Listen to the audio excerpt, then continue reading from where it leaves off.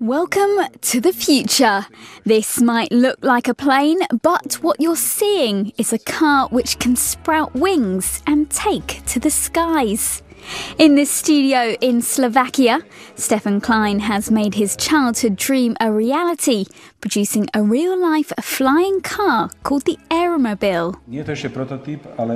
This isn't the final prototype, but as you can see, the entire object is made out of very simple materials and its design is identical to the original look.